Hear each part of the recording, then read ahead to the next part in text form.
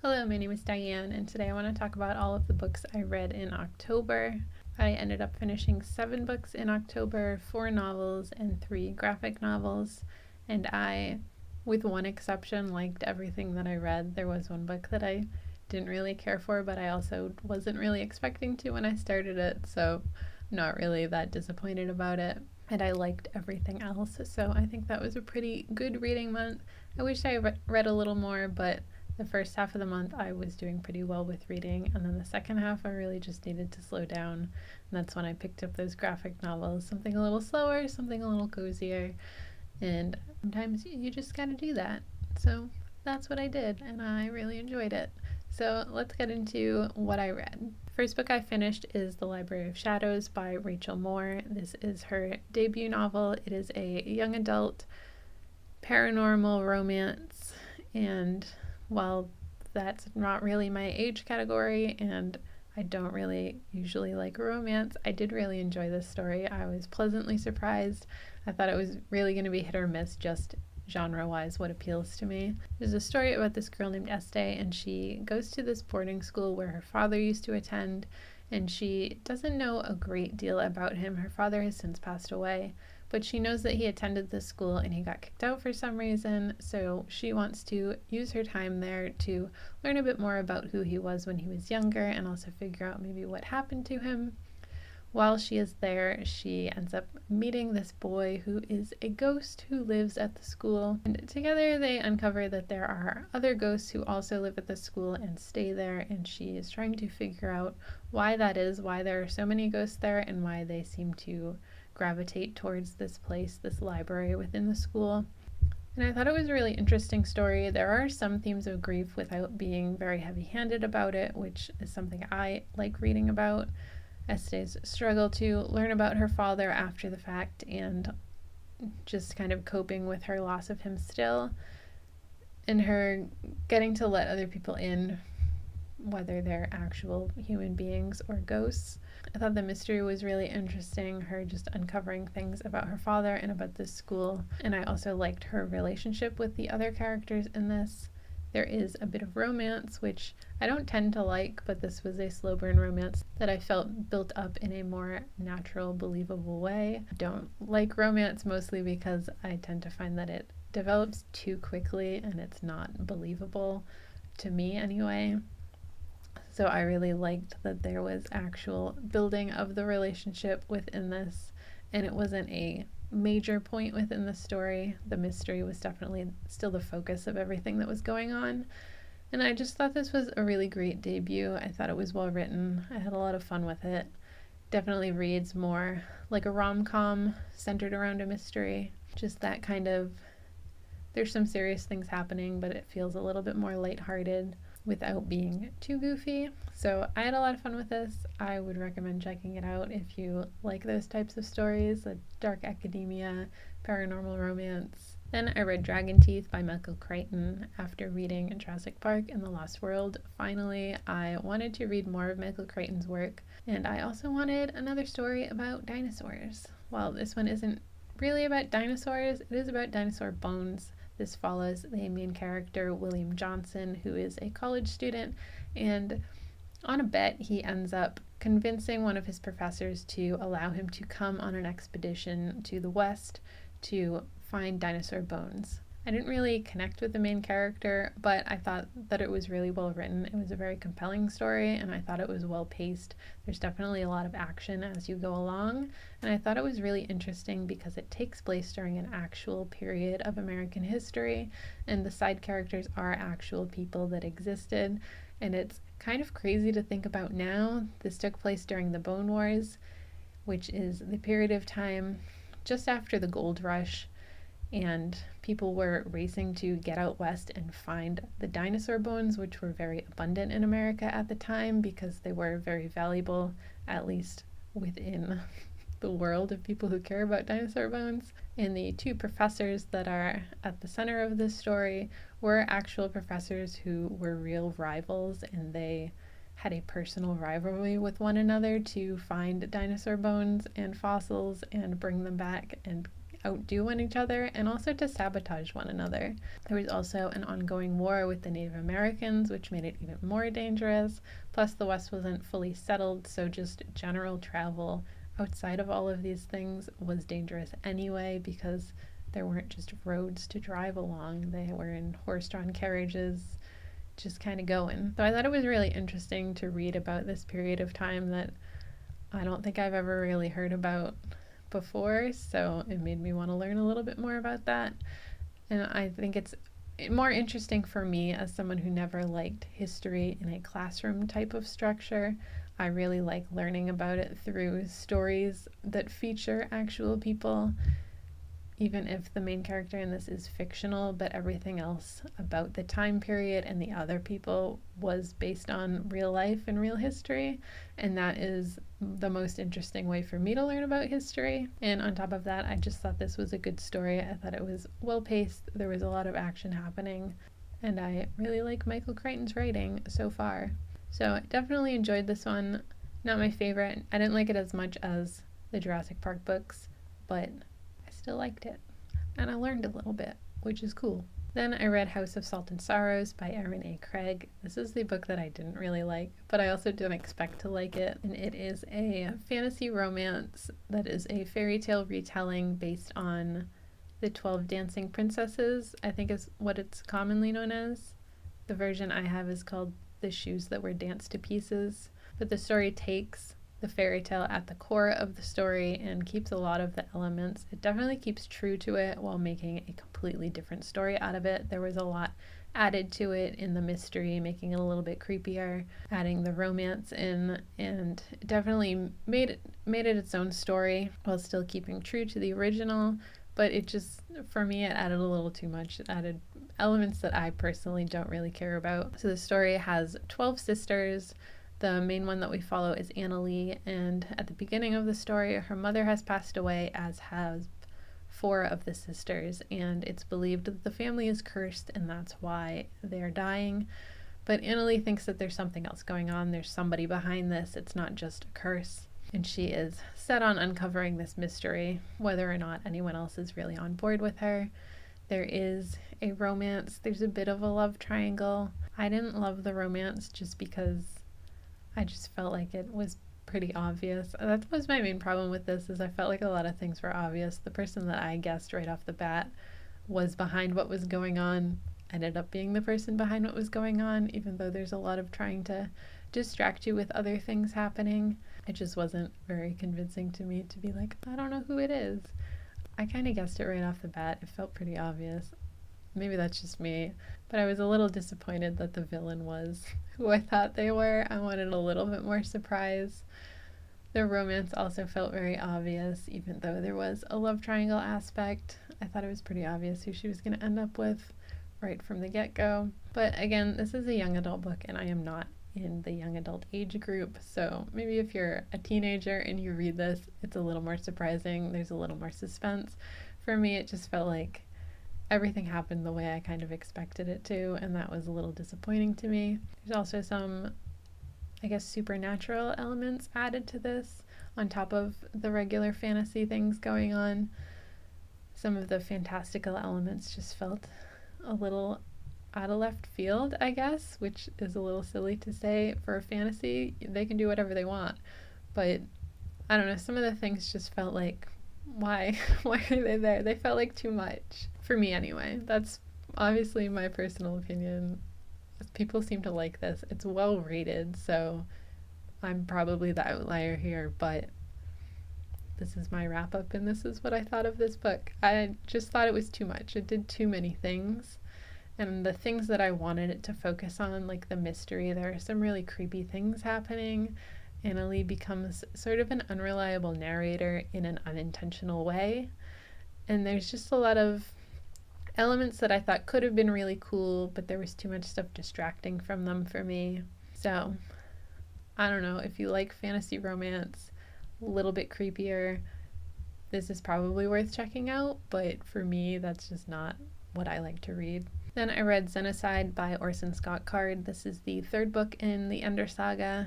I don't really want to spoil the series if anyone is interested in reading the series, but this just continues Ender's journey to the second book. They've discovered and are trying to learn about this new species that they've encountered, that humans have encountered. And in this book, they're trying to figure out how humans and this species can coexist, because something that's essential to the other species is very dangerous to humans. So Ender's trying to find a peaceful solution. One solution that has been proposed that seems to be the leading solution is to eliminate the other species to keep humans safe. But Ender doesn't want that to happen, nor do the people close to him, but they need to find another solution. They can't just not let it happen and then let humans suffer because of it. So he's trying to find a peaceful solution. I found that the sequels in the Ender series seem to be a lot more characters having conversations, and then there's occasional action, like a lot of action, but it kind of happens all at once, and then they go back to having conversations about things. I don't really mind that because I like these characters. I enjoy the conversations that they're having, the things that Orson Scott Card is exploring I think are really interesting, and the way that he explores them I think is really interesting. So for me, I don't really mind that there isn't a ton of action throughout this story. I like just hanging out with the characters and having them chat with each other and try and work things out. So as much as Ender's Game is so beloved within the sci-fi world, I don't feel like anyone really talks about the sequels, and I don't feel like the sequels are probably gonna work for a lot of people because there's less action in them. But I think the things that they discuss and are doing is, for me, very interesting. I'm really enjoying them. This was my least favorite of the series so far, but I did still enjoy it. So I am looking forward to continuing on with the Ender's books. There are plenty more of them. I am planning on finishing the Ender Saga as well as Ender Shadow, which is the series that parallels this. Then I read Patrick the Vampire by Brie Paulson. Brie Paulson is the author of Garlic and the Vampire and Garlic and the Witch, and Patrick the Vampire is her webcomic series that she worked on for a number of years following Patrick the Vampire, and he just wants to knit and cook and hang out with his friends, and he's trying to be a very civil, very domestic, I guess is a good word for it. He doesn't want to be a scary monster vampire. He just wants to be a nice vampire. He likes going to his local coffee shop and knitting sweaters for the people he cares about. But also, he's a vampire, so he needs to drink blood. So the webcomic goes between two different timelines where you see Patrick in modern day, where he is a coffee shop regular. He loves to knit. He loves to cook. His roommate is a demon, and he has a very temperamental cat. And then also in the late 1920s, early 1930s, we have flashbacks to his life then, where he befriends his elderly neighbor and her granddaughter, and that is who teaches him how to knit, and he is kind of trying to convince the granddaughter that he doesn't mean them any harm. He really does just want to be their friend. And you go between the two timelines learning more and more about him and his relationships with the people that he's met. And you also get some glimpses into his past of when he first became a vampire and he was maybe not such a great friend, a great guy, where he was not really in control of his vampire tendencies, and his search to find more humane ways to drink blood because he does need it, but he also doesn't just want to go around killing everyone all the time. I really like this webcomic. It's been on an indefinite hiatus for a while. I've heard that it is going to get some ending just to have a conclusion, but Brie Paulson worked on this for years, so I can understand why she doesn't really want to keep working on it endlessly. Putting out a page every week is kind of a big thing when you're doing it for as long as she was. I would still recommend checking this out. I really love her take on vampires. I like that she swaps out the classic tropes where they're scary monsters who can't go in sunlight and can't eat garlic and things like that, and she puts her own spin on them. She gets rid of some, she adds some things, and it's just a bit more lighthearted take on vampires with a little bit of humor to lighten things up when more serious things are going on. And I just had a lot of fun reading this and catching up on the whole series. Whether or not it gets finished doesn't really bother me. I had a lot of fun with what exists in Patrick the Vampire story already. Then I read Seconds by Brian Lee O'Malley. This is a reread for me. I read this years ago. I think in 2016 I read it.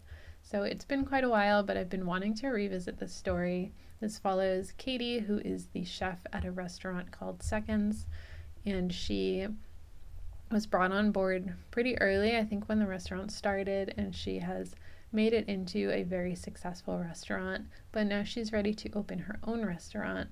Unfortunately, there have been a lot of delays in the construction process, so now she's in this weird limbo where she's phased herself out of the restaurant she was working at, trained someone to replace her.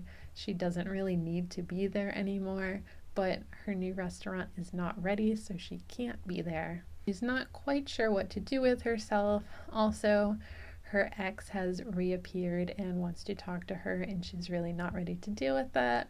Also, she's had a fling with another cook at the restaurant that is kind of just in a weird state. And Katie's just feeling a bit lost, feeling like if she had just done something somewhere differently, things would be so much better right now, and she'd be in her new restaurant and cooking and being very successful in how she wants to be.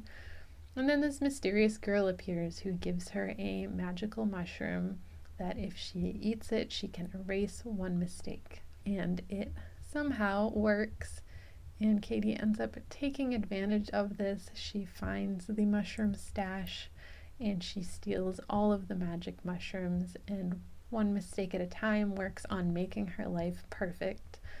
Unfortunately, trying to make it perfect has unexpected consequences that get bigger and bigger as she tries erasing bigger and bigger mistakes. And we go along with Katie as she tries to figure out how to actually make her life perfect and fix whatever it is she has done, whatever magical things she has disrupted. I think this is a really funny story. I worked in culinary for a very long time, so seeing the kitchen nonsense is fun for me. That's actually how I first heard about this book when I read it the first time. Someone I worked with recommended it to me because we both worked in kitchens and we both like graphic novels, and this seemed to fit the bill for us. But even if you're not in the culinary world, I definitely think this is a fun story. I think it's relatable to have a point in your life where you're feeling a little directionless, and also feeling like maybe if you had done that one thing differently, your life would be so different now and be so much better. And we get to see how Katie ends up fixing her life, at least trying to make it into what she can with what she has, and not relying on magical mushrooms to fix all of your problems. And the last book I read in October is The Tea Dragon Tapestry by Kay O'Neill. This is the final book in the Tea Dragon Society trilogy. I read the other two books a while ago, and I finally got to read the final book. In this one, we have Greta, who is struggling to take care of her tea dragon Ginseng, who is still in mourning from its previous owner, even though it's been a year. It doesn't seem to be improving at all. And she is also trying to figure out what she can make to impress this blacksmith that she really wants to be an apprentice to. But she has to make one item to represent her work and her capabilities. And she's not really sure what to do for that. Then we have Minette, who has received unexpectedly a package from the monastery that she was training at of a tapestry that she hasn't finished. So we see Minette trying to figure out where she fits in now, what her path is now that she's changed from the path she thought she was on when she was at the monastery to caring for the tea dragons and helping out with all of her new friends. And then, of course, Greta trying to figure out what she can do for Ginseng to make her tea dragon feel better, feel happy again, and also set herself on her own path to becoming a blacksmith, which is what she really likes to do. These books are so cute. They're so charming. I love the art in them. And I think they each definitely tell a full story altogether as you see different points of the characters' lives in the Tea Dragons. But they definitely all hold up on their own as individual stories. They're not exactly chronological. You didn't have to have read the other books to read this one, I don't think. But altogether, I think they're just really cute. I love the tea dragons. I think that's just such an adorable idea to have little dragons that produce tea, to have the care of them be this kind of art form, this society that has built around passing down how to take care of tea dragons. I just think they're super cute. Definitely good for younger readers, but obviously they can work for adults as well. So those are all the books that I read in October. A little bit of variety, a little bit out of my comfort zone with the young adult reads. Some denser stories like Dragon Teeth and Xenocide, but definitely some lighter things with all the graphic novels I read in the second half of the month. It's just what I needed at the time though, and I'm really glad that I read all of these. Some of these I had been wanting to read for a while, and some of them were just mood reads that I picked up in the moment when I felt like it, which was nice to do. I definitely have some more structure to my reading for the end of the year. Hopefully I stick to it, but we'll see. It was nice to take a little break with some different things that I don't normally gravitate towards, and some graphic novels, which I haven't been reading much of and I used to read all the time. So all in all, a good reading month for me. I'm very happy with everything that I read. Let me know what your favorite read of October was.